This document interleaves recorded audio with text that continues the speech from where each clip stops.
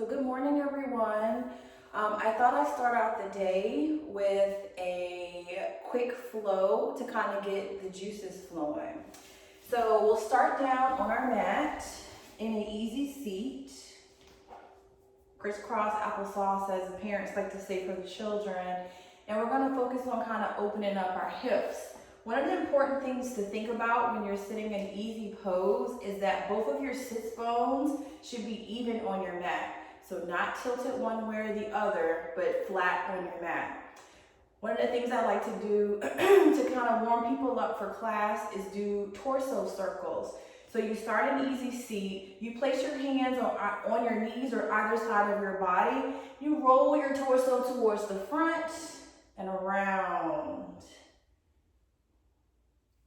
I like to actually keep my hands on my knees.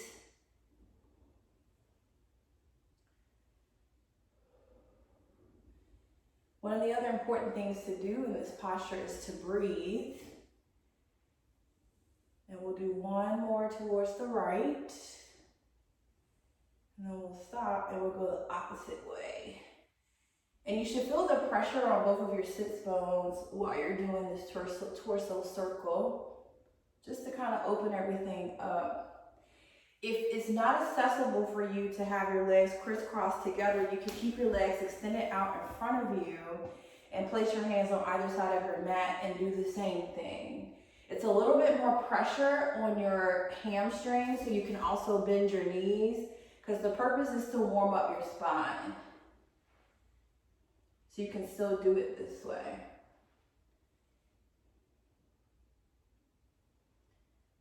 This actually isn't too bad.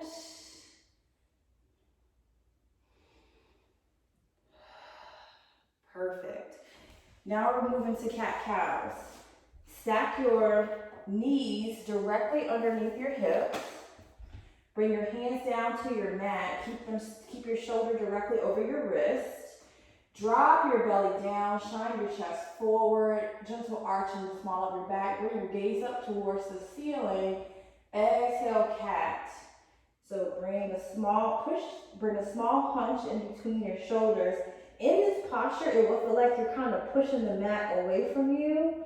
It's a very active posture, and exhale yourself back to cow.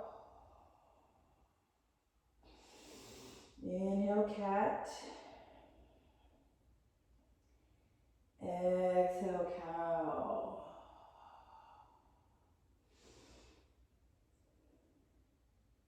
One of the things I have a terrible habit of doing in this posture is to not engage my core. So make sure that your core is engaged the entire time that you're actually doing these postures. Bring yourself back into the cat-cow. Bring your big toes to touch. Bring your knees out far towards the edge of your mat, and then shift your weight back towards your heels and bring yourself into child's pose.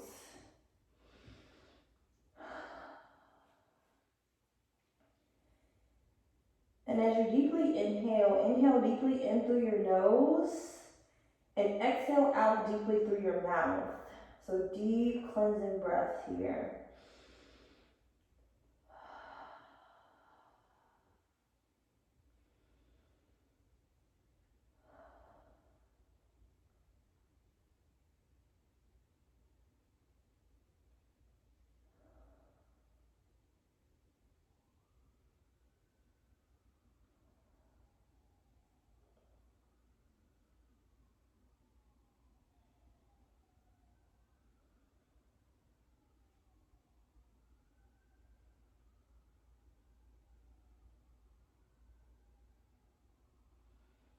Gently bring yourself back up into tabletop.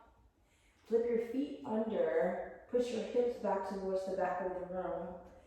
It's really early, so my hamstrings are actually pretty tight. So one of the things that I like to do is actually bend my knees and really focus in on getting my hips towards the back of the room. Engage your core. Spread your fingers wide on your mat. Put the pressure into your pointer and your thumb and pedal out your feet. Bring yourself back to stillness. Inhale, look to the front of your mat. Exhale, step to the front of your mat. And we'll set the intention for the day. So gently flutter your eyes closed. Take a gentle breath in through your nose. Exhale it out through your mouth. Now, whatever mantra or intention you like to set for class, it is your choice. The intention or mantra I like to offer today is be still and be in the moment. Enjoy things just as they are.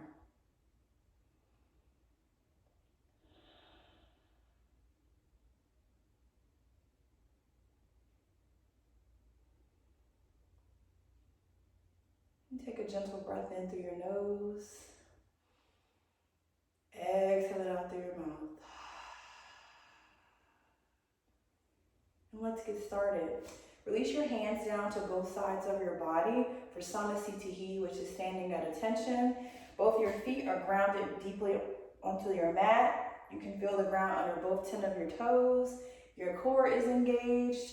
Your knees and all of the muscles in your legs are activated. Inhale up into mountain pose. Inhale your arms up overhead. Gently roll your shoulders down your back. Engage your core. Take a breath. Stand very tall in your posture. You're stronger than you know. Take one more breath in. Exhale it out. So bring your hands through heart center and gently fold at your hip flexors down towards your mat into a forward fold. If your knees and legs are tight, bring the earth up towards you. You can use blocks or you can bend your knees and gently fold over and relax your head and your shoulders and your jaw. And just take a breath. Bring your hands up to your calves for halfway lift. And I'm going to actually turn towards the side so you can see this. So when you're in forward fold, your knees are bent. If your hamstrings are tight, like my hamstrings are really tight, I TP my fingers on my mat. Inhale up to halfway lift. Bring your back just as straight as you possibly can, like you can place a tray on it. And it's almost like you're peeking over the cliff to see what's going on down below. Engage your core, keep your spine nice and straight. And take a breath here. Release your hands down to your mat. Kick your feet back behind you into a high plank. So this is where we stop. So I'm going to demo the called chaturanga for you. Chaturanga is what we call the high to low plank. The way that you want to actually perform this posture is while you're in high plank, shift your weight forward 2 inches and then lower yourself down towards your max where your elbows are at a 90-degree angle. Kick your feet out, inhale your chest forward for upward facing dog. Ooh, this feels good to my core. Flip your feet under and shift your weight back towards the back of your mat for downward facing dog.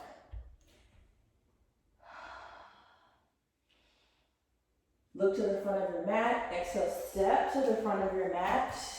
Inhale, mountain pose. Exhale, forward fold. Inhale, halfway lift. Exhale, high and low plank, chaturanga dandasana. Inhale, upward facing dog. Exhale, downward facing dog.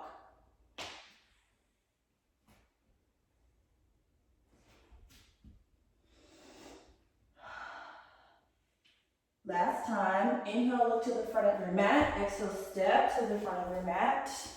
Inhale, mountain pose. Exhale, forward fold. Inhale, halfway lift.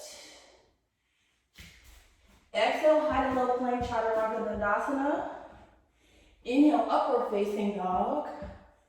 Exhale, downward facing dog.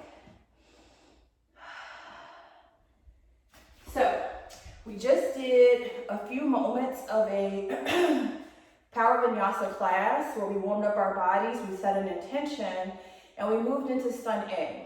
Sun A is actually the first part of like the flow within a class where you actually start to really get your heart rate up and also kind of work through a lot of the postures.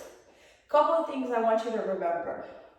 4, mountain pose. Remember, when your arms are up overhead, your biceps are not near your ears. They're relaxed away from your head.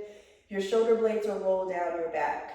Second, for forward fold, if you really focus in on folding forward and gently moving your hands through heart center down towards your mat and really engaging in your core and working in your hip flexors, it'll help you actually be able to strengthen your legs and also straighten them, because if your hamstrings are tight, if your hips are tight, that's going to be a challenge for you. Halfway lift is actually a really fun posture to do. It also resets your spine, so your body should almost be just like this. So it's almost like a L. The fun thing to think about is that if you are peeking over the edge of that mountain or that cliff, it will make your body shift forward and actually kind of get back into alignment to like make sure that you're not folded, you're not too far back, you're not like at a 45-degree angle, but you're actually at that flat back posture. And the last thing is the chaturangas. If you have mobility issues in your shoulders, if you're not super strong, and that's okay, one of the other options, I'll show you the modification. So when you're in a high plank to move into chaturanga, guess what you do? You drop your knees, you shift your weight forward, you still move into the 90-degree angle, and then you bring yourself into upward facing dog and lift your legs up off of your mat. If that's not accessible for you, stay in high plank. One of the fun things about yoga is that it's a practice and your body is different every day. So I want you to really be mindful of what's going on inside your body, making sure that you're protecting your joints, and also being very mindful of your alignment and how you're doing your postures. But that's my quick video flow and tutorial today on doing Sun A. And I hope you guys have an incredible day. And I look forward to seeing you on the mat again tomorrow. All right, take care. Have a good day.